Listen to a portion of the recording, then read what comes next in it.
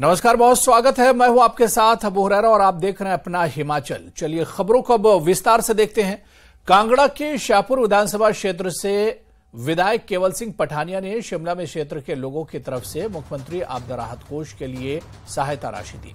यह राशि 3,10,000 रुपये है।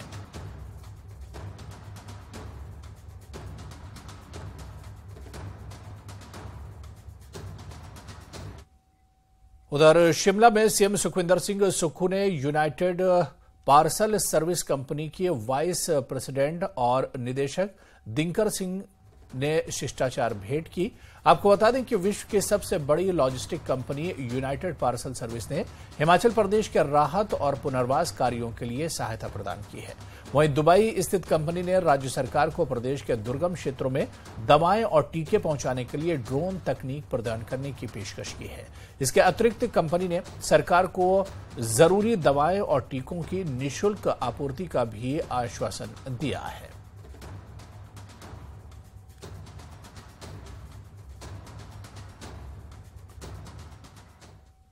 इस बीच बॉलीवुड अभिनेता आमिर खान के बाद अब बॉलीवुड अभिनेत्री कंगना ने भी हिमाचल प्रभावितों की मदद के लिए अपने हाथ बढ़ाए हैं।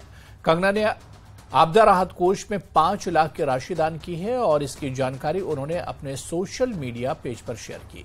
लेकिन इसके साथ ही कंगना ने आपदा राहत कोष के संचालन को लेकर प्रदेश सरकार को घेरा है। उन्होंने लिखा है कि हिमाचल सरकार से आपदा कोष भी संचालित नहीं हो पा रहा है।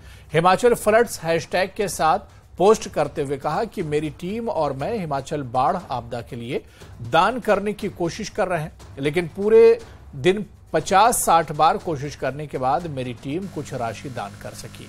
कितना शर्मनाक है। इस पोस्ट के बाद यूजर्स कई तरह की टिप्पणी कर रहे हैं। बता दें कि हर वक्त सुर्खियों में रहने वाली कंगना मूल रूप से मंडी के भामला की ही रहने वाली हैं और उनका मनाली में भी बंगला है।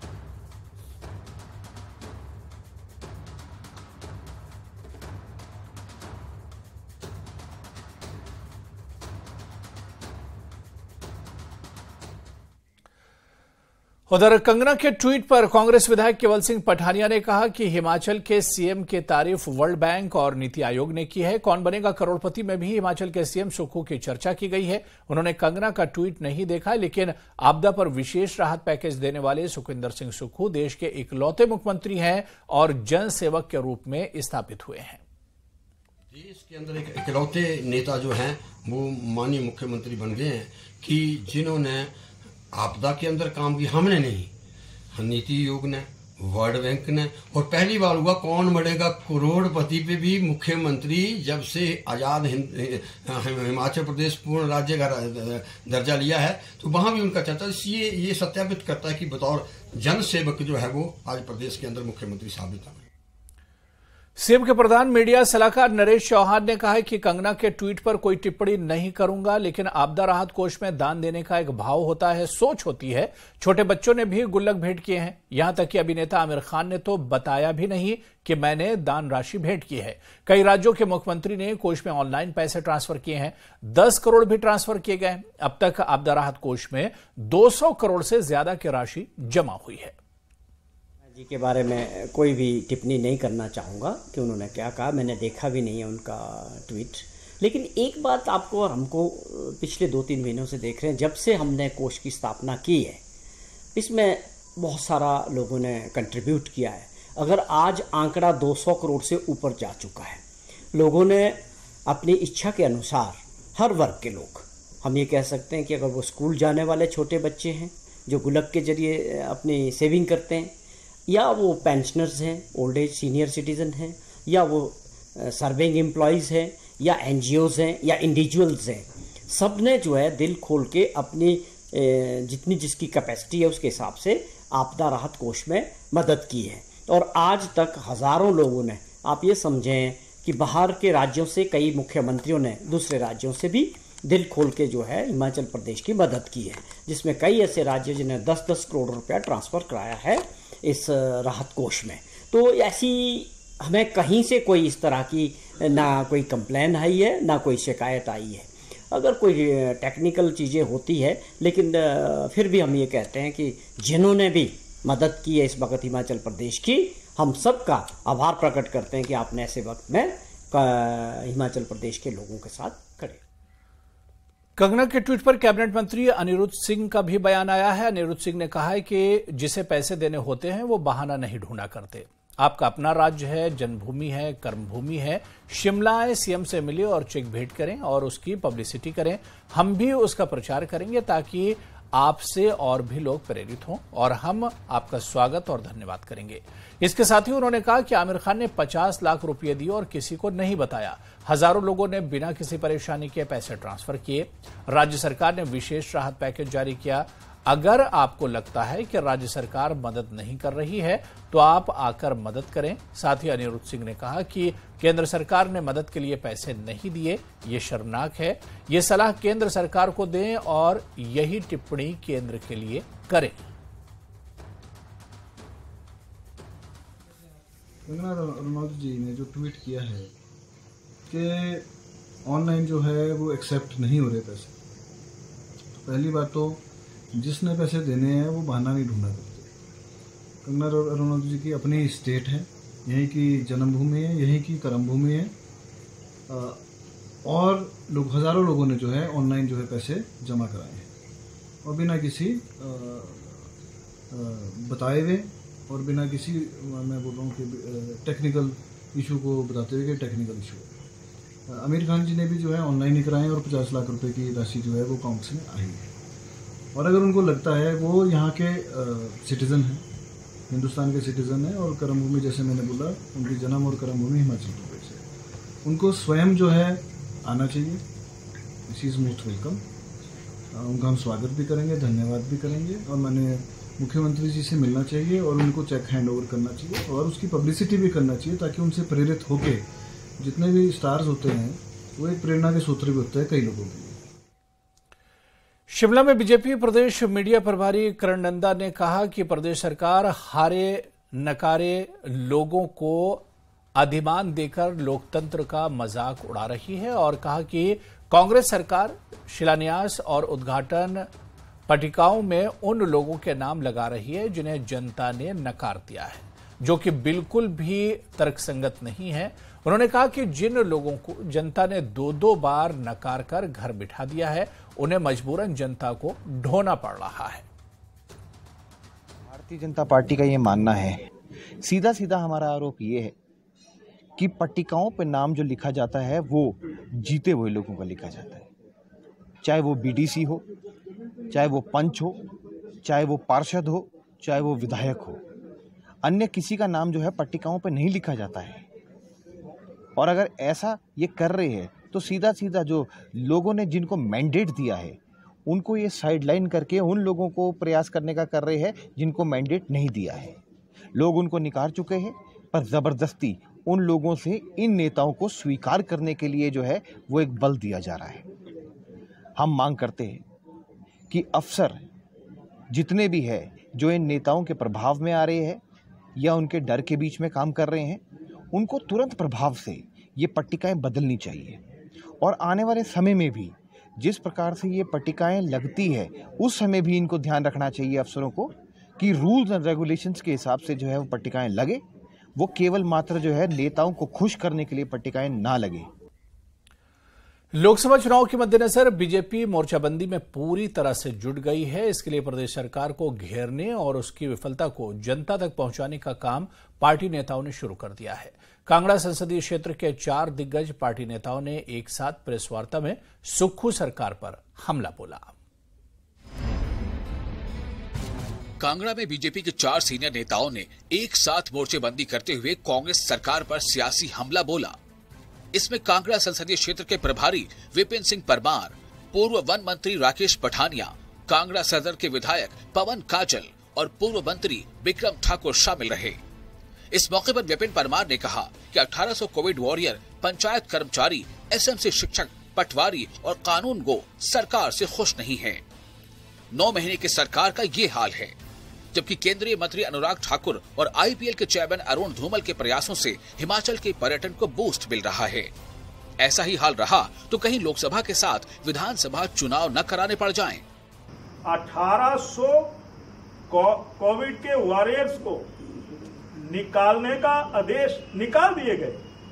कैसी संवेदनहीन सरकार, जो कोरोना के समय जो कोरोना पीड़ित लोगों की चिंता करते रहे, वो आज चौड़ा मैदान में धरना दे रहे हैं। पंचायत सेक्रेटरी सड़कों के ऊपर और एसएमसी के टीचर सड़कों के ऊपर 9 महीनों में कभी चौड़ा मैदान, विधानसभा, सचिवालय, ऐसी सरकार की हालत आज तक इतने वर्ष हो गए हमने कभी नहीं देखी। यानी कुल मिलाकर के ये कांग्रेस की सरकार संवेदनहीन सरकार है। वहीं पूर्व वन मंत्री राकेश पठानिया ने कांग्रेस सरकार पर कांगड़ा से भेदभाव करने का आरोप लगाया, तो पूर्व उद्योग मंत्री विक्रम ठाकुर ने भी सरकार को कोसने में कोई कसर नहीं छोड़ी। सबसे बड़ा जिला कांगड़ा, सारा कंसंट्रेशन ऑफ पावर शिमला में, 5-5 कैबिनेट मंत्री वहां से, 6-6 मंत्री वहां से, और कांगड़ा के साथ जो डिस्क्रिमिनेशन आप कर रहे हैं, आज क्रशर का रेट कहां चला गया? आज क्या गरीब आदमी एक घर भी डाल सकता है, एक लेटर डाल सकता है? और जो प्रोजेक्ट हम लेकर आए थे, फॉरेस्ट क्लियरेंस आए हुए आज 4 महीने से ऊपर हो गए सेंट्रल यूनिवर्सिटी, और उसके अंदर एक शेयर आपको कंट्रीब्यूट करना पड़ता है जो लगभग 30 करोड़ के करीब आएगा। 4 महीने से वो फाइल कहां है? वो पैसा क्यों नहीं डिपॉजिट हुआ? वो सेंट्रल यूनिवर्सिटी के बारे में आप तो 5 साल लगातार जो बयानबाजी करते रहे, आज उसके ऊपर आप इनिशिएट क्यों नहीं कर रहे? अभी आप डिस्ट्रिक्ट सोलन के अंदर देखेंगे इतना बड़ा नुकसान हो गया है, लेकिन वहां पे चीफ पार्लियामेंट्री सेक्रेटरी के जो क्रशर है वो चल रहे हैं। इसी तरीके से हमीरपुर के अंदर क्रशर चल रहे हैं, सिरमौर के अंदर क्रशर चल रहे हैं। केवल कांगड़ा एक ऐसा जिला है जिसमें सारे के सारे क्रशर बंद कर दिए हैं, और उसके कारण से मजदूरों को बहुत बड़ी कठिनाई का सामना करना पड़ रहा है। लगभग कई बार जो फिगर भी आती है, यानी 20,000 से ज्यादा लोग जो हैं इन सारे क्रशरों के बंद होने के कारण से बेरोजगार हो गए हैं। आम व्यक्ति मकान नहीं डाल सकता, रेत और बजरी के जो मूल्य हैं वो इतने ज्यादा बढ़ गए हैं। इस दौरान कांगड़ा सदर के विधायक और प्रदेश उपाध्यक्ष पवन काचल भी प्रदेश सरकार पर आक्रामक नजर आए। उन्होंने कहा कि कांग्रेस ने 1500 रुपए देने के नाम पर प्रदेश की महिलाओं को ठगने का काम किया है। ये जो बिल है, ये जो विधेयक है, इसका नाम नारी शक्ति बंधन। इस विधेयक से पास होने के बाद जो लोकसभा में, राज्यसभा में, विधानसभा में 33% जो आरक्षण है महिलाओं के लिए वो पारित हुआ है।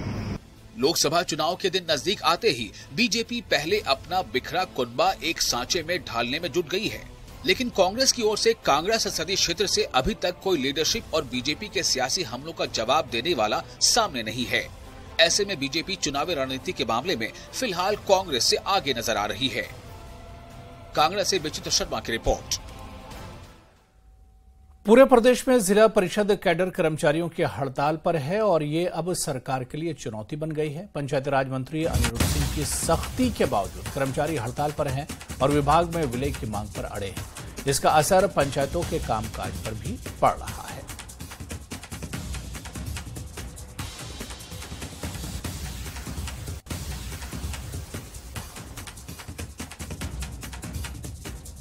तो कर्मचारी हड़ताल पर हैं। हालांकि मंत्री ने आश्वासन दिया था, लेकिन इसका भी असर नहीं पड़ा है।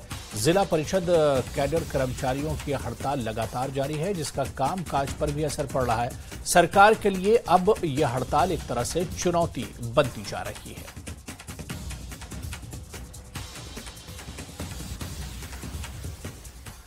तो उधर कांग्रेस विधायक केवल सिंह पठानिया ने सीएम सुक्खू मॉडल को असली हिंदू राज्य का मॉडल बताया है। उन्होंने कहा है कि केंद्र सरकार को इसे अपनाना चाहिए। 1 लाख की राहत राशि को 7 लाख रुपये करना ही राष्ट्रीय धर्म है। पठानिया ने जिला परिषद कैडर कर्मचारियों की हड़ताल को लेकर कहा कि सीएम सुक्खू के सामने मामले को उठाया जाएगा।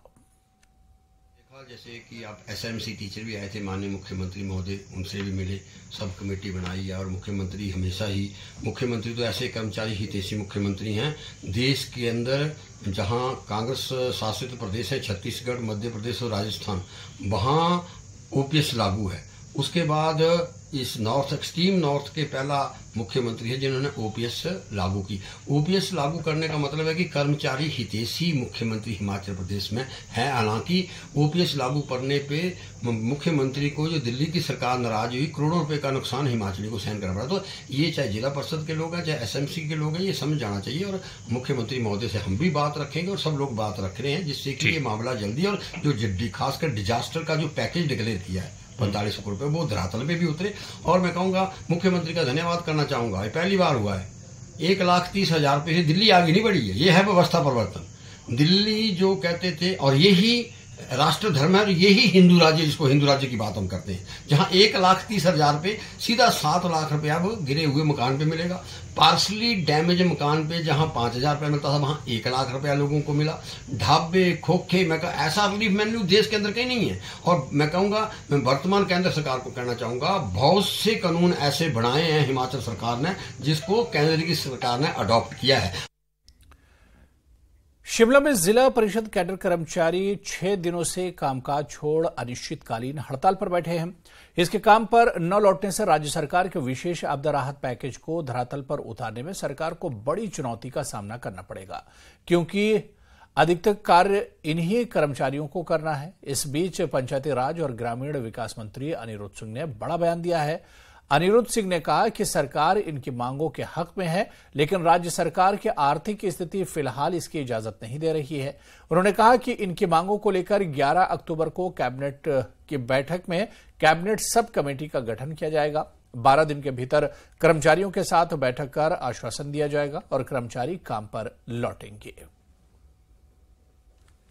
उनके लिए हमारी पूरी संवेदना है। मैं खुद व्यक्तिगत रूप से मैंने पहले ही बोला चाहता हूँ कि विभाग जो है मर्ज हो, रूरल डेवलपमेंट और पंचायती राज मर्ज हो, लेकिन फाइनेंस जो है अभी हमारी जेब जो है अलाउ नहीं कर रही है। इतना बड़ा विपदा आई है, उनको हमने बोला है कि आप दोबारा ज्वाइन करिए 15 दिन के अंदर। अब तो मेरे ख्याल से 12 दिन रह गए हैं, 12 दिन के अंदर हम उनसे मीटिंग पुनः करेंगे। और एक कैबिनेट सब कमेटी जो है 11 तारीख को कैबिनेट है, उसमें माननीय मुख्यमंत्री जी कैबिनेट सब कमेटी का गठन कर रहे हैं। उनकी जो दिक्कतें हैं, जो मांगे हैं, उनके निवारण का। Indian institute of advance study में भारतीय भाषाओं के अंतर संबंध पर सेमिनार का आयोजन किया गया। इसमें हिस्सा लेने केंद्रीय राज्य शिक्षा मंत्री सुभाष सरकार पहुंचे थे। ये सेमिनार 8 अक्टूबर तक चलने वाला है, जिसमें देश भर के भाषा विद्वान भाग ले रहे हैं। इसमें अलग अलग भाषाओं में विशेषज्ञता रखने वाले देश भर के 20 से अधिक विद्वान चर्चा करेंगे। सेमिनार के शुभारंभ पर शिक्षा राज्य मंत्री सुभाष सरकार ने कहा कि भारतीय उच्च अध्ययन संस्थान प्रशासन के प्रयास सराहनीय हैं। भारतीय पूर्व ग्रंथ प्राचीन शिक्षा प्रणाली की अमूल्य धरोहर है। भारत की शुरुआत से ही यहाँ लोकतंत्र था। यही कारण है कि हर क्षेत्र की अपनी अलग भाषा और बोलियां हैं। इस मौके पर संस्थान ने प्रकाशित किताबों का विमोचन भी किया। IIAS में जो भारतीय भाषा के अंतर संबंध में जो वर्कशॉप की शुरुआत हुआ, इसी में हम सब भारतीय भाषा, सभी भाषाएं हमारी राष्ट्रभाषा, और इसका अंतर संबंध हो, ये है ही। ये अंतर संबंध हमारे भारत की एकता, वैचित्र में एकता, डाइवर्सिटी में यूनिटी, ये प्रकट करते हैं। और जब हमारे पाश्चात्य शिक्षा में जैसे इसको भिन्नता प्रकट किया, इसके ये सब नैरेटिव हट जाएंगे। ये नैरेटिव हट गया ऑलमोस्ट। ये 9 साल में जिस प्रकार से सब देश में काम हो रहे हैं, सभी लोग समझते हैं हमारे देश के जो विभिन्न भाषा है, ये भाषा के अंदर एक संबंध, एक सूत्र है। हमारे सभी भारतीय भाषा के अंदर एक सूत्र है। ये इसके बारे में खोज, और ये सभी लोगों को बस ये विषय जाएंगे। लाहौल स्पीति के उदयपुर में उप मुख्यमंत्री मुकेश अग्निहोत्री ने बिलिंग वर्कशॉप को संबोधित किया। इस दौरान डिप्टी सीएम ने कहा कि एचआरटीसी कर्मी ओपीएस के सही हकदार हैं। रात्रि विश्राम के बाद उप मुख्यमंत्री त्रिलोकनाथ पहुंचे, जहां उन्होंने लोगों की समस्याएं सुनी और समाधान का आश्वासन भी दिया। नेचर ऑफ ड्यूटी को देखते हुए आप लोगों की पहाड़ सी चुनौतियां अपने आप झेलते हैं, और आप इसलिए मैंने कहा कि सबसे पहले अगर कोई हकदार है ओपीएस का तो वो एचआरटीसी के लोग हैं। और हमने उसको लागू किया और प्रदेश में लागू, और आपने बदलाव देखना जब आपके रिटायरमेंट के बाद जो है आपको पेंशन का पता लगेगा कि कितने गुना जो है आपको पेंशन इंक्रीज होके मिल रही है। चलिए आगे बढ़ेंगे। आईसीसी वर्ल्ड कप के लिए इंग्लैंड की टीम धर्मशाला पहुंची है, जहां टीम का गगल एयरपोर्ट पर भव्य स्वागत किया गया। न्यूजीलैंड से पहले मैच में हारने के बाद इंग्लैंड का दूसरी पारी बांग्लादेश के साथ है। दोनों ही टीमें धर्मशाला की धरती पर match खेलेंगी।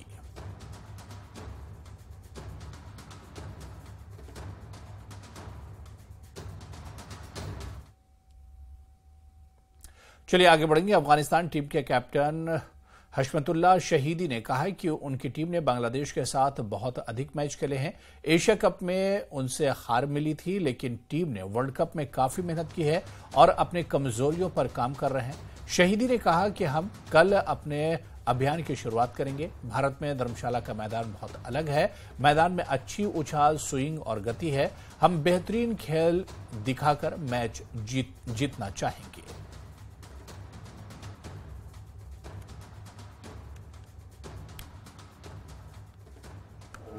As you say that we played a lot with each other, so sometimes we won, sometimes they won. Asia Cup they won from us, the last game that we played with it. But we are totally ready here, and we have meetings, we prepare ourselves, and we know them very well. So we will play accordingly, and we will try our best as a team to bounce back in this game. Nothing special, it's simple, we will have to be focused on our strength, what is our strength and what is their weakness, and what happened in the last game. We have to learn from that game. They were better than us, so we will learn from them and we will try to implement that things tomorrow, and we will try to be positive. Ajay Jadeja is the new mentor for your team, so how will you get them? तो धर्मशाला में Bangladesh team के coach Chandika हाथुरसिंघा ने press वार्ता की। इस दौरान उन्होंने team के मैच को उत्साहजनक बताया और कहा कि टीम के कुछ खिलाड़ी धर्मशाला में अच्छी परफॉर्मेंस देंगे। धर्मशाला पिच को बैटिंग पिच बताते हुए कहा कि यहां आईपीएल में भी अच्छा स्कोर देखने को मिला। इस बार बांग्लादेश की टीम मैच ही नहीं जीतेगी बल्कि फाइनल तक भी जाने का प्रयास करेगी। उन्होंने बताया कि बांग्लादेश की टीम में पुराने और अनुभवी खिलाड़ी हैं। इस मैच में नए खिलाड़ियों को अनुभव का सहयोग मिलेगा। Yeah, it depends on the surface, to be honest, and the way the game is going to expand. We will use tactically our bowling resources. Sometimes we might come with a plan against the opposition and the condition what we see before the game. Then after that, it's up to the captains to use his bowling resources. We have a few options, as you rightly mentioned. We are in a better place to make that decision tomorrow morning. So you will see tomorrow who will work out, if you bat first and if you bat second, and who will work out. चलिए आगे बढ़ेंगे। बिलासपुर संयुक्त पटवारी और कानूनगो महासंघ की जिला इकाई ने सरकार के राजस्व अधिनियम को संशोधित करने के विरोध में प्रदर्शन किया। इससे पहले राजस्व कर्मचारियों ने चंगर स्थित शहीद स्मारक में बैठक की और सरकार के बिल संशोधन में तय की गए समय सीमा का विरोध भी किया। आज हम सब यहाँ पर जो सरकार ने विधेयक पारित करने के लिए रखा हुआ है उसके विरोध के संदर्भ में यहाँ इकट्ठे हुए हैं। तो हमारी सरकार से सिर्फ यही मांग है कि जो विधेयक है, जो कोई भी कानून आप बना रहे हैं, उसको बनाने से पहले जो है वो हमारे महासंघ की जो कार्यकारिणी है उससे एक बार बात की जाए। उसके उपरांत ही जो है वो इस तरह का कोई संशोधन या जो भी विधेयक आप पारित करना चाहते हैं उसको पारित किया जाए। कोई हमारा सीजनल काम होते हैं, तकसीम है, निशानदेही है, वो सीजनल काम होते हैं। जब फसलें हो जाती हैं तो वो काम ऑटोमेटिकली बंद करने पड़ते हैं, तो वो पेंडेंसी बढ़ती चलती है काम की। हमें अपना काम करने के लिए समय नहीं मिल पाता, क्योंकि हम अलग अलग जो सरकार की योजनाएं होती हैं उनमें हम संलिप्त रहते हैं। हर एक काम में हमें हमारी इन्वॉल्वमेंट रहती है। आजकल जो है वो सारी जो हमारा काम है वो व्हाट्सएप के माध्यम से पत्राचार है, रिपोर्टिंग हैं जी, हाँ जी ये हमें ये डाटा, ये आंकड़े सभी देने पड़ते हैं, तुरंत देने पड़ते हैं। तो हमारी सरकार से मांग है कि हमें जो है वो एक बार। तो चलिए इस बुलेटिन में भी फिलहाल इतना ही, लेकिन न्यूज 18 JKLH पर खबरों का सिलसिला लगातार जारी रहेगा। नमस्कार।